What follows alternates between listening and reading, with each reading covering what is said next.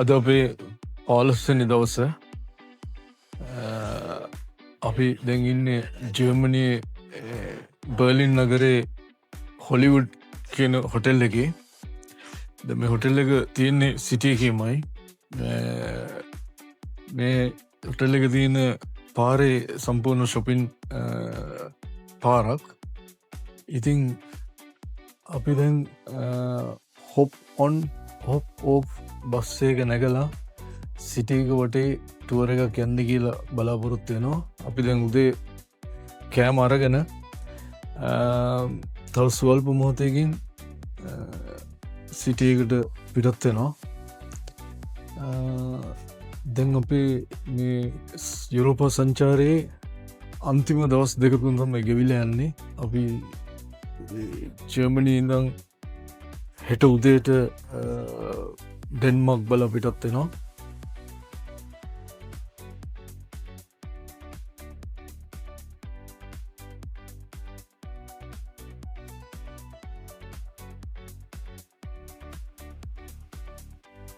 මේ තමයි අපි ඉන්න හොටෙල් එක ඉස්සරහා.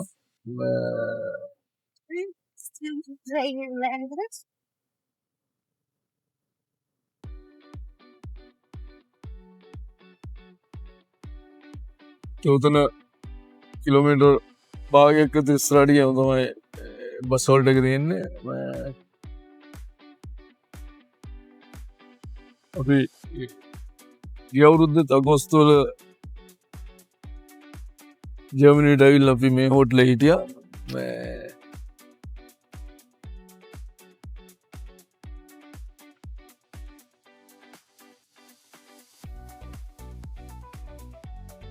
අද ඉර තිබ්බට ජර්මනිය ටිකක් සීතලයි. එච්චරම ප්‍රශ්නේ නැහැ. උෂ්ණත්වය උදේ 17ක් වගේ තිබ්බේ. දැන් නම් හවස් දවල් වෙනකොට 20ක් 21ක් වගේ යනවා. නමුත් හොඳට ඉර තියෙනවා. සමහරවිට වහින්නත් පුළුවන්. නමුත් යුරෝපේ ජීවත් වෙන අපිට වැස්ස අවුව හිම වැටෙන ඒක ලොකු ප්‍රශ්නයක් නෙමෙයි. අපි හැම දෙයකටම පුරුදු වෙලා තියෙන්නේ.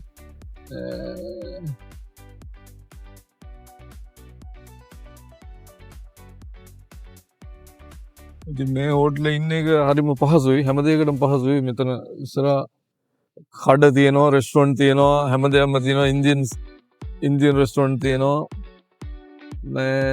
චයිනීස් තියෙනවා. හැමදේම තියෙනවා. ඉතින් ලේසි පහසුයි.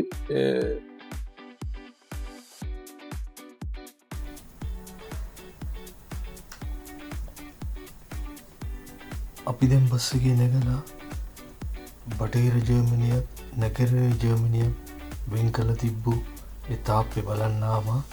ඒ තාප්පේ සම්පූර්ණ අයින් කරලා නැහැ. එක කොටසක් තාම ඉතුරු කරලා තියෙනවා.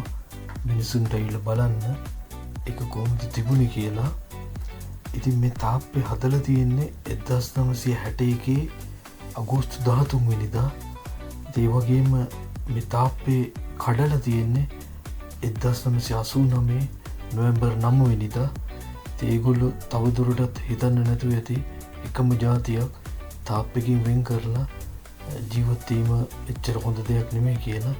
ඒකයි ඒගොල්ලෝ 1989 නොවැම්බර් 9 වෙනිදා මේ තාප්පේ වෙන් කරලා එකම රටක් හැටියට නැගෙනහිර ජර්මනියත් බටහිර ජර්මනියත් එකට එක් කරේ. අපි දැන් ඉන්නේ බටහිර ප්‍රදේශයේ.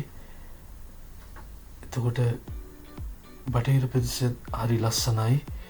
දැන් මේ ඕගොල්ලන්ට පේන්නේ නැගෙනහිර ප්‍රදේශ. නමුත් දැන් මේක එකම රටක්. ඉස්සර වෙන් කරලා තිබ්බේ බටහිර නැගෙනහිර කියලා මේ තාප්පෙන් තමයි. ඉතින් මේ තාප්පේ බොහොම ආරක්ෂිත විදියට ඉතුරු කරලා තියෙනවා. ඒ වගේම තියාගෙන යනවා. ඉතින් මේ තාප්පේ තිබිලා තියෙනවා මැද ගේට්ටු. ඒ ගේට්ටු වලින් එහාට මෙහාට යන්න පුළුවන්කම තිබිලා තියෙනවා. ඒ හැම ගේට්ටුවක් ළඟම සොල්දාදු ඉඳලා තියෙනවා සිකියුරිටි හැටියට. ඉතින් දැන් ඔයගොල්ලන්ට පේන්නේ මේ එහෙම තිබ්බ ගේට්ටුවක්. ඉතින් මේ තාප්පේ බොහෝම අලංකාර විදිහට චිත්‍ර ඇඳලා තියෙනවා. ඉතින් අපි ඒවත් බලමින් පොඩ්ඩක් මෙහෙම ඉදිරියට ඇදෙනවා. දැන් මේ තමයි නැගෙනහිර ප්‍රදේශ, නැගෙනහිර ජර්මනිය ඉස්සර තිබුණ විදිහට. දැන් බර්ලින් වලට එන හැම ටූරිස්ට් කෙනෙක්ම මෙතෙන්ට ඇවිල්ලා මේ තාප්පේ තියෙන මේ කොටස බලලා යනවාමයි. ඉතින් දැන් මම මේ ආවේ බටහිර ප්‍රදේශයට. ඉතින් ඕගොල්ලන්ට පේනවා ඇති ඒ කාලේ කොහොම තියන්නේ නැද්ද?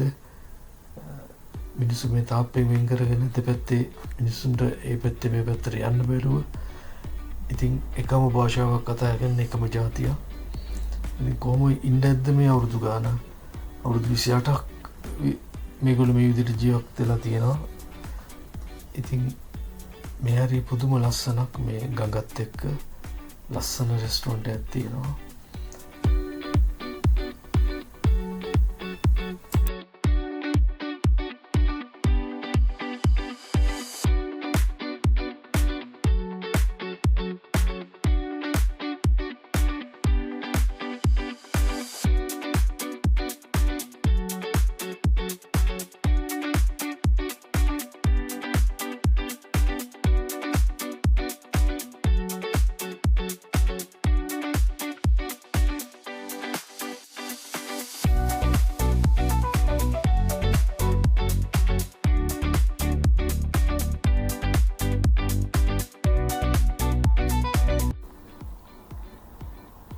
අපි නැවතත් බස් එකේ නැගලා ඉදිරියට යන්න පටන් ගත්තා. ඊට පස්සේ අපි බහින්න හිතාගෙන ඉන්නේ TV ටවර් එක ළඟ. ඉතින් මේ බස් එකේ වහල ඇරලා දින හින්දා පුදුම හුලඟක් එනවා. හරිම ලස්සනයි උඩින් බලනකොට. ඉතින් ඔය ඔයගොල්ලන්ට පේන්නේ TV ටවර් එක. අපි ස්වල්ප මොහොතකින් TV ටවර් එක ළඟින් බහිනවා. දැන් අපිට මෙහෙම TV ටවර් එක පෙවුනට එතෙන්ට එන්න තව පොඩ්ඩක් වෙලා යනවා. ඉතින් අපි මේ අතරතුරේදී අවට තියෙන සිරි නරඹමින් ටික ටික බස් එක ඉදිරියට ඇදෙනවා.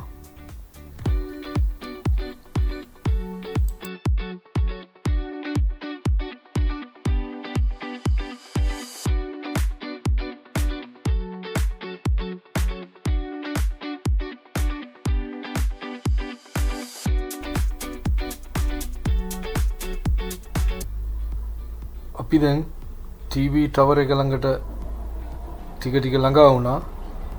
ඉතින් දැන් අපි ටවර් එක ළඟට ආවා. දැන් උඩට යන්න ටිකට් ගන්න ටිකක් පොලිම තියෙනවා.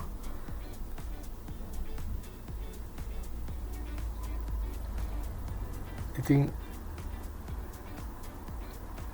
ලාලයියත් අක්කත් යසිකත් තමයි ටවර් එක උඩට යන්නේ.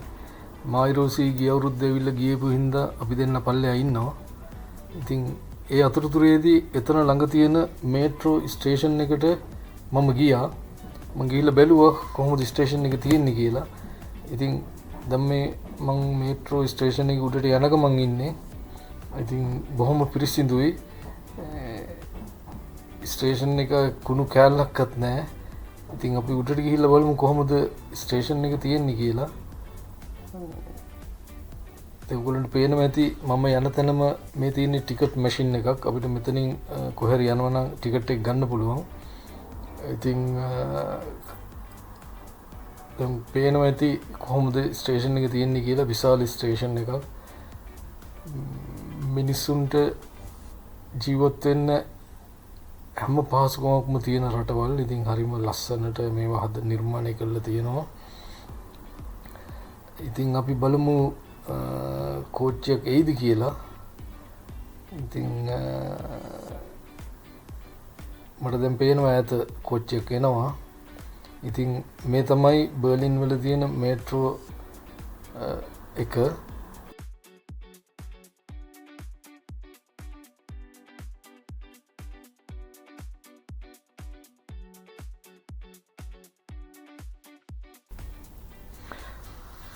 ඉතින් දැන් ටිකක් බඩගිනි. දැන් දවල් 1:00ට විතර ඇති වෙලාව. ඉතින් මම එතන තියෙන රෙස්ටෝරන්ට් එකට ගිහිල්ලා වාඩි වුණා.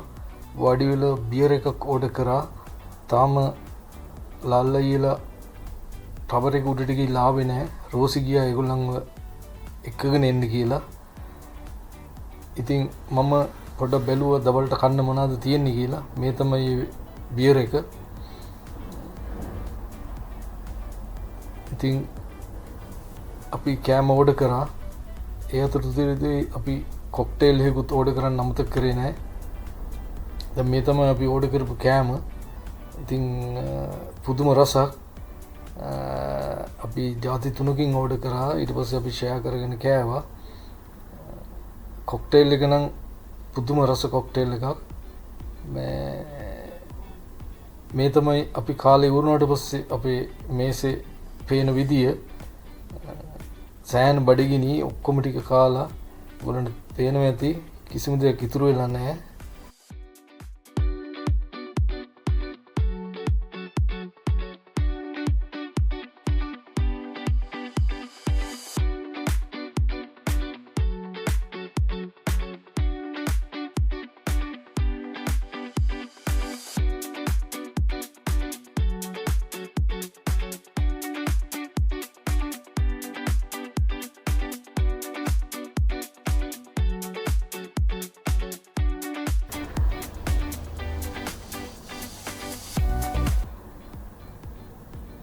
අපි දැන් කාලේ ඉවර වෙලා ආපහු බස් එකට නැග්ගා. ඉතින් බස් එකෙන් නැගලා අපි තව ටිකක් ඉදිරියට යනවා. ඇත්ත වශයෙන්ම මේ වගේ ලොකු නගරයකට ආවහම මේ වගේ බස් වල යන එක හරි ලේසි. මොකද ටූරිස්ට්ලට යන්න ඕන හැම තැනකම මේ බස් එක යනවා. ඉතින් අපිට ඕන තැනකින් බහින්නත් පුළුවන්, ඕන තැනකින් නගින්නත් පුළුවන්. පැය 24 ටිකට්, පැය 48 ටිකට් ඒ වගේ තියෙනවා. ඉතින් තමන්ට තෝරගෙන එක දවසක් නම්, දවස් දෙකක් නම්, දවස් තුනක් නම් ඒ විදිහට ටිකට් අරගෙන මේ බස් වල ඇවිදින්න පුළුවන්. එතකොට කාලයක් ඉතුරු වෙනවා. හොයාගෙන යන්න අවශ්‍යතාවයක් නැහැ. හැම බලන්න ඕන හැම තැනකටම බස් එක යනවා. ඒ වගේම භාෂා 15කින් විතර ඒගොල්ලෝ විස්තර කර ප්‍රචාරය කරනවා. යන ගමන් අපිට ඕන භාෂාවක් තෝරගන්න පුළුවන්. හෙඩ්ෆෝන් එකක් හම්බ වෙනවා. ඉතින් හරිම ලේසි, පහසුයි, කාලයක් ඉතුරුයි. ඉතින් අපි වගේ මෙහෙම පොඩි වෙලාවකට ආවහම මේක හරිම හොඳයි. ඉතින් ඔයගලන්ට පේනවා ඉතින් බස් එකේ උඩ ඉඳන් බලනකොට අතර වටේ වහලත් ඇරලා පුදුම ලස්සනක්, පුදුම හැඟීමක් දැනෙනවා හදවතට.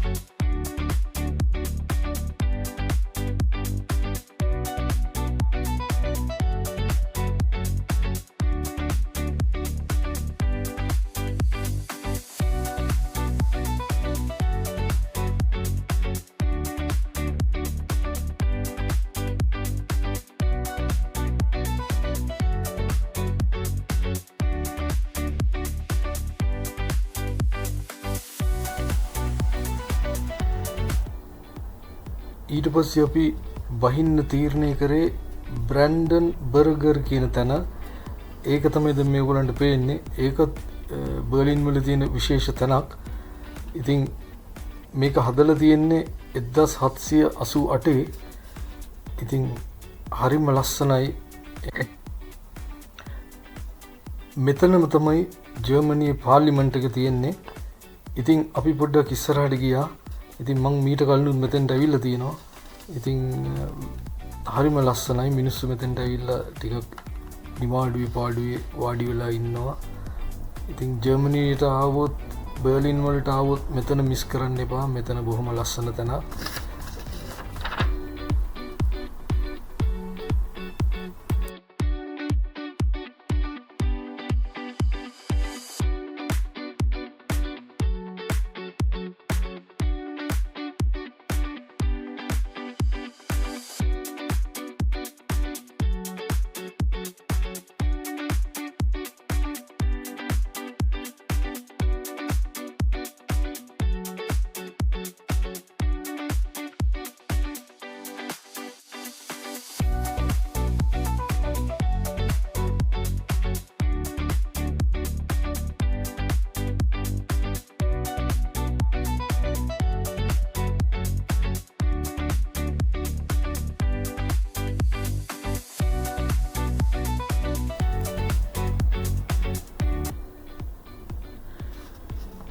ඊළඟට මම යන්න තීරණය කරේ ෆොරින්ටෙල්සේ මුනුමන්තන් කියන තැනට.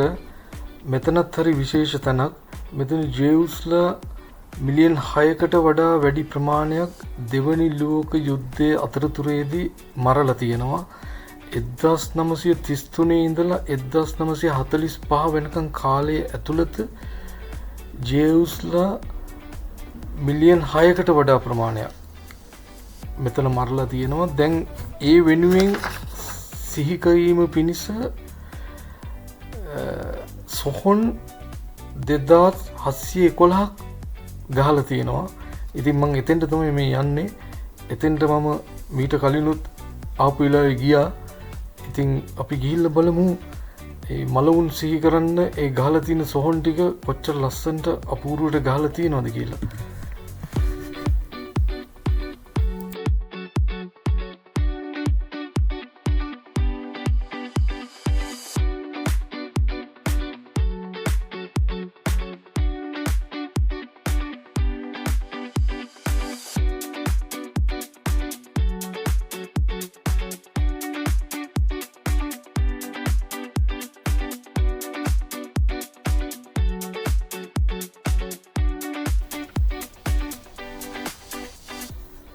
ඉතින් මේ තමයි ඒ සොහොන්. මෙතන 2711ක් තියෙනවා. දෙගොල්ලන්ට පේන්නේ ඒවා නිකන් එකම ආකාරයට ගහලා තියෙන්නේ. ඉතින් මේවා අතරින් පතරින් මිනිස්සුන්ට ඇවිදින්න පුළුවන්.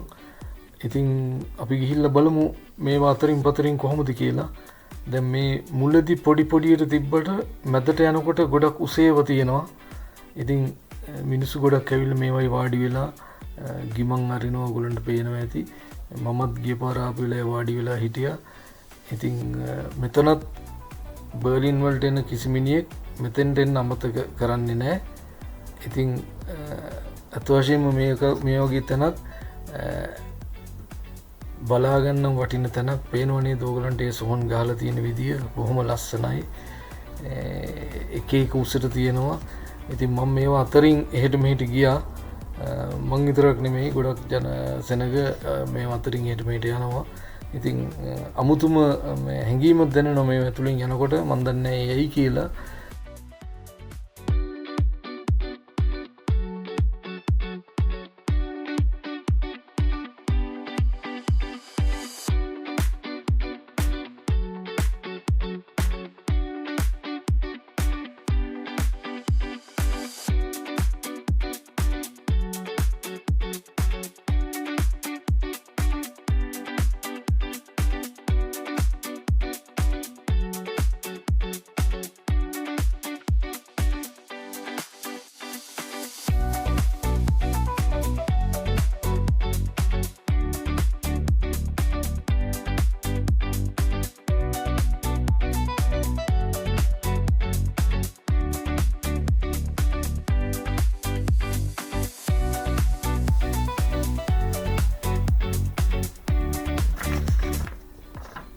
ඉතින් මං සොහොන් බලලා නැවතත් මම අර ආපු තැනට ආවා.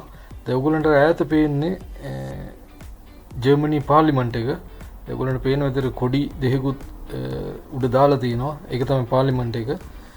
ඉතින් මම දැන් ආපහු බ්‍රැන්ඩන් බර්ගර් කියන තැනට ආවා.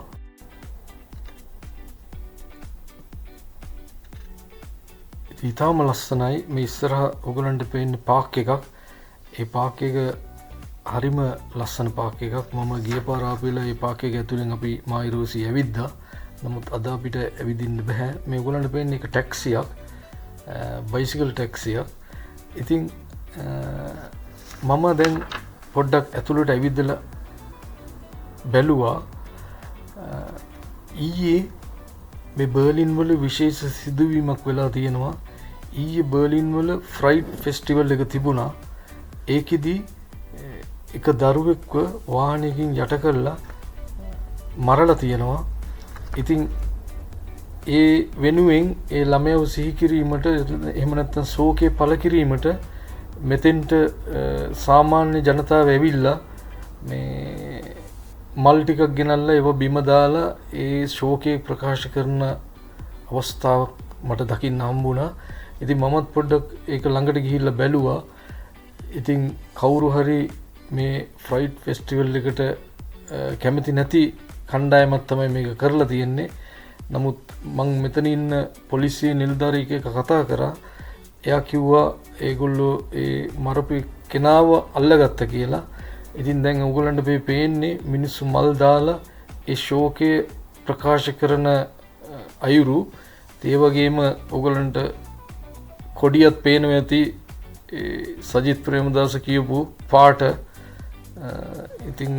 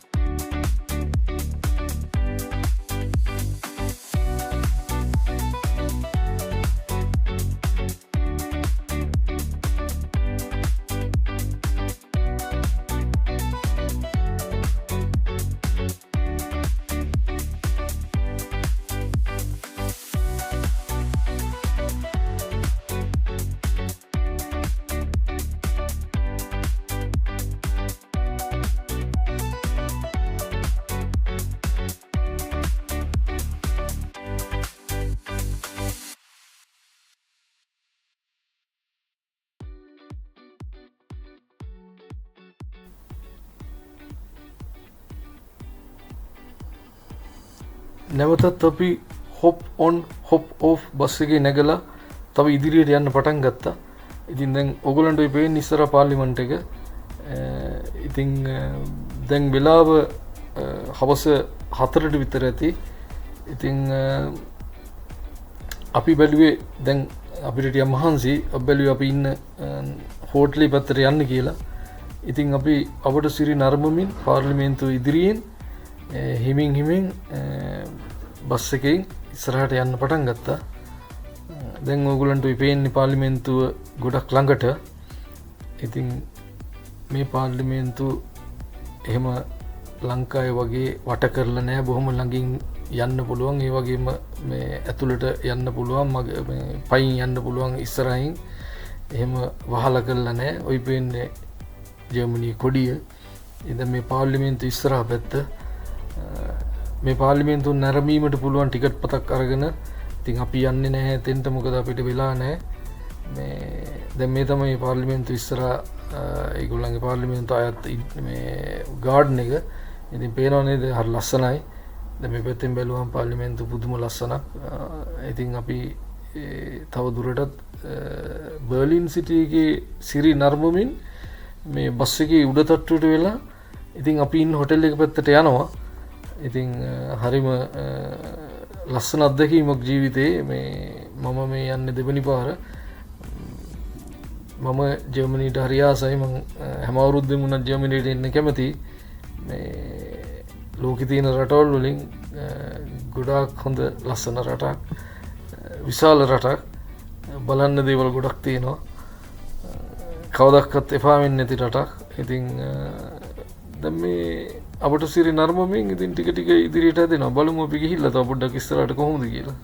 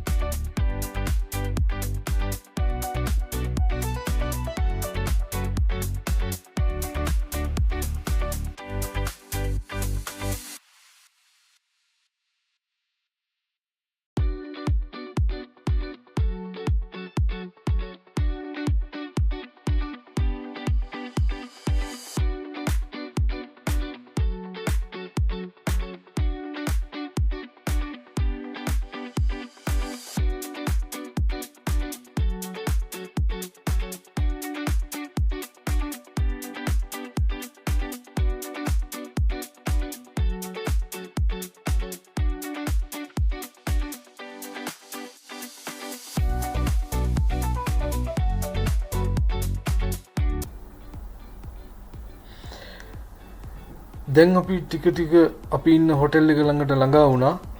ඉතින් හෙට අපි නැවතත් තව වීඩියෝ එකකින් හමු වෙනතුරු ඔබ සැමට සුබ දවසක්. එහෙමනම් අපි හෙට හම්බෙමු තව වීඩියෝ එකකින්.